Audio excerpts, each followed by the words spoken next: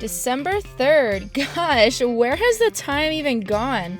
So now that it's December, this is usually when I like to start putting on some sugar bricks for the hives that are a little bit low in food, and the other ones just as an emergency feed, just in case.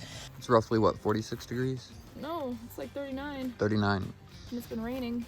And it's been raining.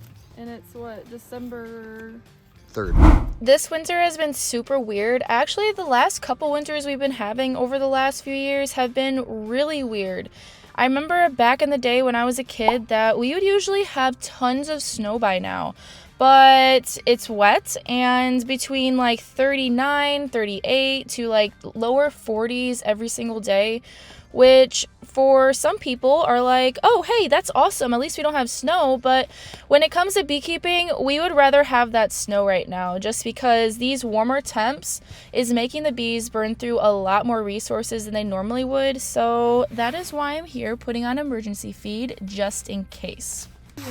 These are the Hive Alive ones. So we made these with Hive Alive. Yeah, with I put some mixture in with it. I usually like to do it before all of the heavy snow hits, because once that snow starts packing on the colonies, it's really hard to open up hives. And actually last year I put on sugar bricks after it had snowed, at least like 1.5 feet of snow. And I started getting snow in the colonies, and then that gets them cold and wet, and you just want to avoid that the best you possibly can. So I made some sugar bricks at home in the oven. It was a super simple and easy recipe. I just put a bunch of sugar into a large mixing bowl and then put, I don't know, I'd say around like 1/3 cup of water, and mixed it all up. You don't want to put too much in it. I usually like to put enough in it so that it appears to look like wet sand, but isn't like soaking wet sand. And I just use my hands to try to disperse it throughout the whole entire mixture. Throw it in the baking pan, throw it in the oven at 250 degrees, cut your little squares before you put it in there, otherwise it'll be too hard for you to do that, and then just leave it in there and forget about it for like 4 or 5 hours. Makes them turn out nice and thick and hard so that you don't have to worry about it breaking or crumbling or anything like that.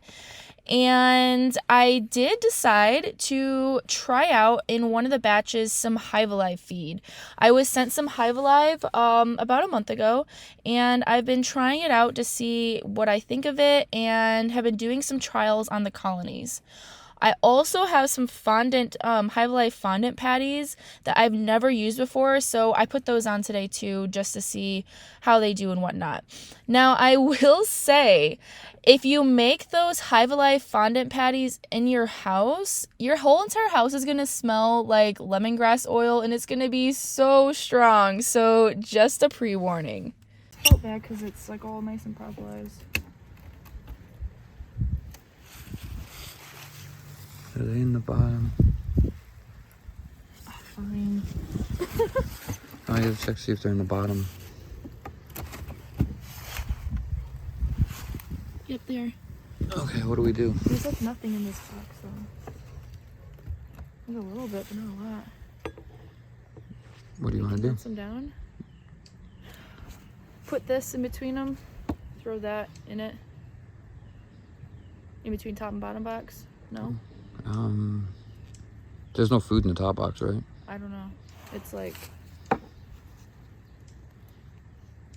mean, it has a little bit of weight. Just leave them do their thing. Well, hold on, let's see. There's no bees alive up top. Take the top box off. So this colony is completely in the bottom box right now, and when I open up this hive, I noticed that in this top box there wasn't a whole lot of stores. Usually it'd be so heavy that I wouldn't be able to pick it up, but in this case it was fairly light with maybe just a tiny bit of weight, so there's probably partial frames of honey in that box.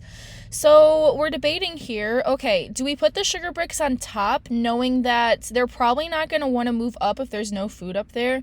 Or do we just drop them down into a single and throw the sugar bricks directly on top of them?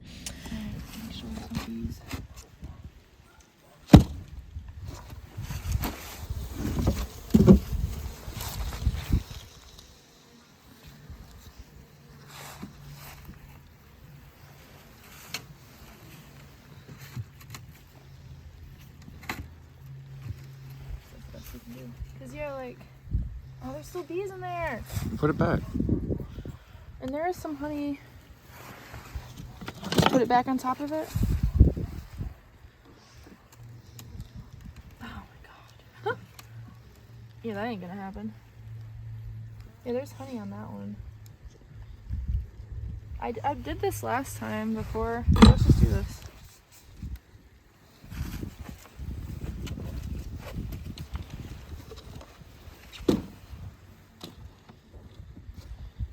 I'm fine with that.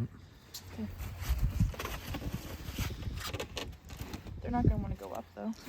They won't go up now. They can't. Unless they crawl on it. We'll come back in a month and see what they're doing. We'll use it as a trial to see what happens. Okay. I guess. The sugar should keep them at least alive. Yeah, it will. So this year was also kind of a sucky year because we were expecting to have at least a little bit of a flow in the fall time. But we really didn't get any goldenrod in my part of Michigan. We got a lot of pollen, but not much nectar. So the bees were super, super active and using lots of energy. So they had to start demolishing all of their honey stores. So all of these boxes were jam-packed full of honey, but they already ate through a lot of it. And that also shows what I talked about with these temperatures we've been having. The bees are really going to start consuming a lot more stores because they don't have those colder temps that they're just going to form that tight cluster and try to keep as warm as possible. Alright, so that back one's dead. Oop. This one? Yeah, this one's dead. Alright, guys.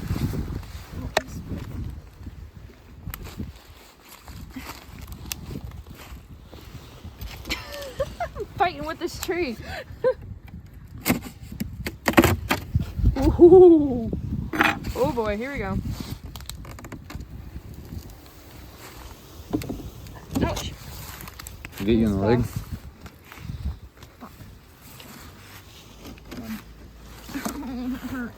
So the other thing that we really saw this year, not particularly in this yard because we only had these 2 pallets right here and we had the pumpkins coming in with a lot of nectar for them, but in our experimental yard, Bee Yard 51, so we had larger colonies in the same yard that we had colonies in a nuke.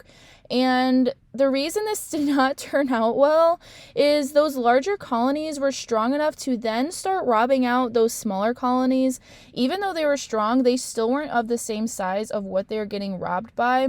So going forward, we are actually hoping to buy some land next year to start our experimental yard in that location instead, because also where we currently have it has a crazy good nectar flow. The honey that we get out of that yard is crystal clear, and we believe to be black locust because of the flavor. It tastes so amazing.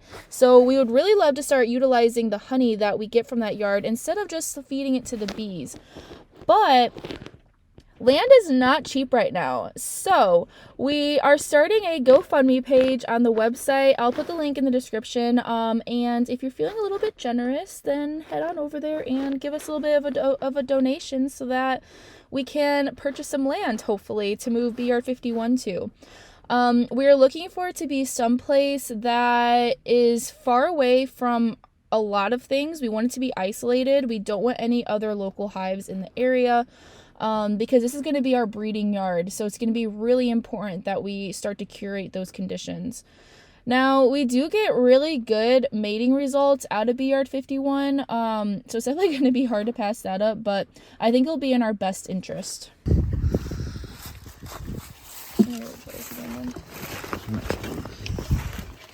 think this one was the small one.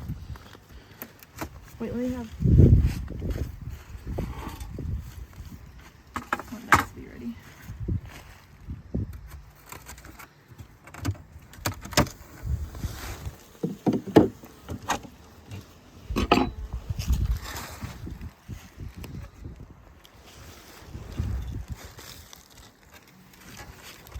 This one?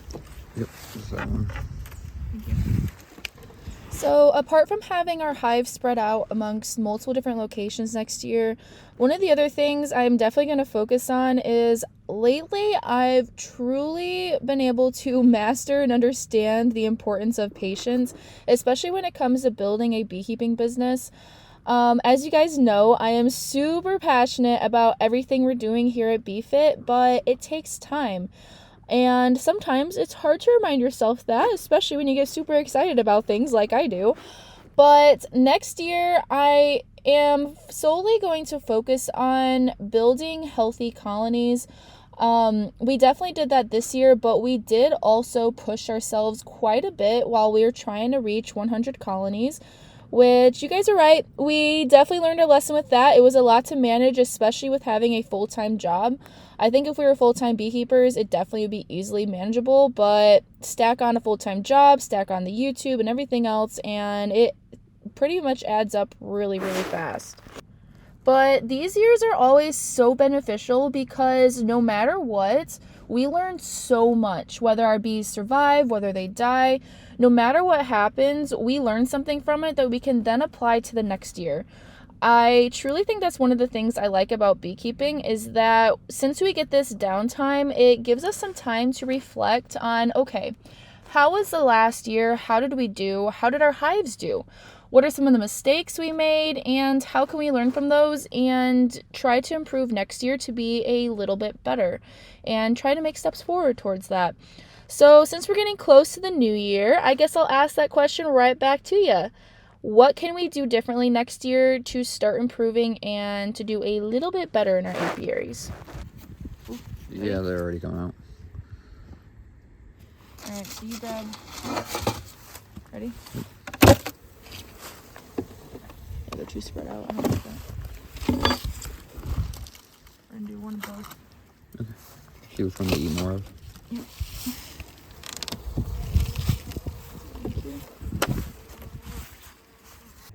Hello, welcome to Emily editing in her car before work.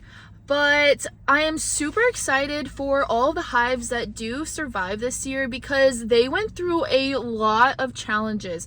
It was the small hive beetles to the yellow jackets, which were really bad this year. Were they bad for you guys in your area? Because in my part of Michigan, oh my gosh, I've never seen them so bad. They started coming in our house. They were so bad.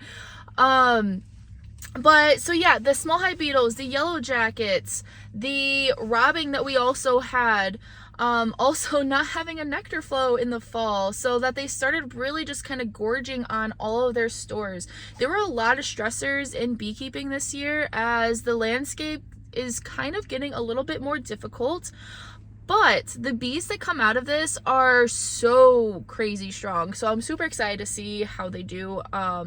And to see which ones actually make it. There's some of them that I haven't even cracked open yet because there are particular hives that I have since the day I've gotten them, I just overwinter them and I don't crack them open. They always have enough honey stores, they always know how much to use, and I don't have to open them until springtime. So definitely excited to see how those do too. But that is it from me today. I have a really fun and important interview coming up at the end of this week that you guys be seeing here on YouTube very, very soon with another bee researcher from Norway. I'm super excited about it because she is studying mite-resistant bees that she found over there. So stay tuned for that, and I'll see you guys soon. Don't quit, be fit.